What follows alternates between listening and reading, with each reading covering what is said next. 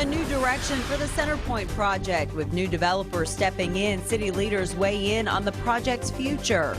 I ran down the road screaming for my baby, and I couldn't do nothing. A mother's heartache, what she says about the shooting that killed her 12-year-old daughter. And the message police and school leaders have for drivers as another school year is about to start in Fayette County. Tracking, alerting, protecting. This is WKYT News at 11. Good evening to you. It is a new chapter in the long story of the Centerpoint project. Tonight, new developers have taken it over, and we've now learned who they are. The Centerpoint block in downtown Lexington has been empty for years. It's now a large hole. Work on the project appears to have stalled months ago. But now UK law student Matt Collins, whose father is a billionaire businessman, has teamed up with real estate investment management firm Bridgeton Holdings to develop Centerpoint. The original developers, the web companies, will become a minority partner in the project. Our vision of this project is this will be a catalyst for a renaissance of downtown Lexington. For it to be a long-term asset to the community and to be able to benefit the entire community is pretty exciting. They also say they want a mixed-use development for Centerpoint. Collins said they're not making any promises, but they are optimistic they can get the project done. So, what are Lexington City leaders saying tonight? Centerpoint came up during council work session today. Our Garrett Weimer has our top story at 11. It's the center of the city, but for years it's been the center of controversy the size of a city block. And to restore that to a viable piece of property that has amenities for downtown is crucial for downtown to become the place we want it to be long term. On Tuesday, with flowers at the seat of their late colleague Ed Lane, council returned from its summer recess, first with a closed work session where members were briefed on the new owners taking over the Centerpoint project. Mayor Jim Gray said new investors taking over the project is a positive first step. But in City Council's work session, he paused a discussion on tax rates to confront questions about City Hall moving to Centerpoint. While the developer may want the city to move City Hall, and they are free to make any proposal, there has been no commitment to do that, and there will not be any commitment to do that or anything else on the property unless it is in the best interest of the taxpayers. Our taxpayers have options, and our city has and will continue to consider all possible options. Other council members echoed that. Information is critical, and people want to know what's going on. I think what we can do to make sure that happens is very much appreciated. So thank you, Mayor. In Lexington, Garrett Weimer, WKYT. A city spokesperson said in a release this afternoon that the development team will work with city leaders in both the private and public sectors to gauge interest in the project in the coming days. Investors told WKYT's Miranda Combs they hope to have the cranes moving in 6 months. New tonight, police have arrested a man in connection to a murder in Clay County. The Clay County Sheriff hasn't released the man's name, but says he's charged with solicitation to commit murder. Police say the victim, 24-year-old Trevor Dykes, was shot outside his home on July 27th. Police say they're still looking for a second suspect in the case. Tomorrow morning, thousands of children around central Kentucky will head back to school, and they should have some great weather at the bus stops.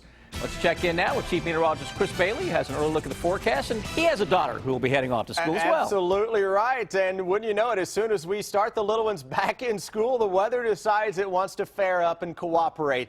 All of a sudden, focus of the forecast as we roll forward on the school buses that are rolling across the land again tomorrow morning. Awesome weather for back to school here in the central and eastern Kentucky. So for the little ones who are making the trip back into school tomorrow for the first time this year, or if you've already been in class for a week or so, as many of us have been, 78 for a high temperature, great start to the year under a mostly sunny sky. Only problem would come tomorrow morning with a little bit of fog. Overall, though, high pressure straight out of Canada. It is right on top of the Mississippi Valley. We have a gentle northerly wind flow, and it's a dry wind that is out there too. That is ushering in some cooler and drier air. Most areas already into the upper 60s as of now, and later tonight we'll see some of those thermometers that just keep on dropping into the upper 50s for tomorrow morning. So a little September surge, very pleasant temperatures. Then we keep our eyes on the weekend. We'll let you know what we find when I come back in about 15 minutes. Thank you, Chris. Fayette County students are among those returning to school tomorrow. School leaders and Lexington police want to make sure that you're ready for the extra traffic on the roads. Monique Blair joins us live from Liberty Elementary School with their message. Monique? Well, tomorrow, whether or not you're driving to work or taking your child to school for his or her first day, you are guaranteed to see a whole lot more vehicles on the road than you've seen out here the past few months. So now police are urging you to be extra cautious, be extra aware, and be extra patient. It's that time of year. Taking her school shopping, waited to the last minute, as most people do. As the school supplies quickly fly off the shelves, students are preparing for a big day Wednesday. She's excited, so that makes me excited. I'm excited to meet my new friends and teachers, but it's also kind of getting in that first day school jitters that kind of worries me. But once I get through it, I think I'll be good for the rest of the year. For drivers, though, it's not first day nerves that they're concerned about. The traffic, Taste Creek, New Circle, everywhere. Not only more cars on the road, but you'll also be seeing school buses. Now we're going to be out picking up the most precious cargo there is, so we want them to be patient and take their time and just wait. Try not to run that stop arm when that stop arm is out. Lexington police will have extra patrols out Wednesday morning helping with traffic, but also enforcing the laws. All summer long, those lights haven't been flashing, so that's a new change as well, dropping those speed limits during school hours. Add to that, police say it's crucial that parents are teaching their children the rules when crossing streets. It's hard when we've got the younger ones to explain to them the importance of using crosswalks, and sometimes us adults are not the best role models at doing that. Now, police also want you to be aware that there are still several areas of construction around the county, specifically Alumni Drive and Leestown Road. So that is something to keep in mind tomorrow before you leave the house. You may want to leave a few minutes earlier than you normally would. Reporting live in Lexington, Monique Blair, WKYT. Monique, thank you. Fayette County students won't be alone tomorrow. Students in all of these central Kentucky school districts are also returning to class in the morning. And a reminder, while Madison County schools go back tomorrow, students of Daniel Boone Elementary won't go back until Monday because of ongoing renovations at that school. Tonight, 3 Michigan men facing charges for a counterfeit credit card case in Lexington. Police arrested the 3 men yesterday in the Hamburg area. Lexington police say the men tried to use the fake credit cards at Walmart. They were purchasing gift cards and high-end electronic items using compromised credit card numbers. They were actually asking the clerks to hand key the numbers as opposed to using the magnetic strips. They had their cards, the real account numbers belonging to others. Lexington police say credit card crimes are becoming much more common here. They say that criminals will often put stolen credit information on a card, but it will have the suspect's name on the card. New tonight, the mother of a Boyd County girl police say died in an accidental shooting is talking about what happened. Catlettsburg police say 12-year-old Haley Marshall was shot at home last night.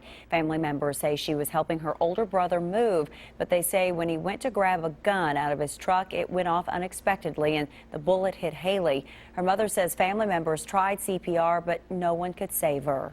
She was my life. And that's been ripped away from me now, and I'll never have it back. Her mother says Haley had just started the 7th grade. She also says the family will need help covering the cost of the funeral.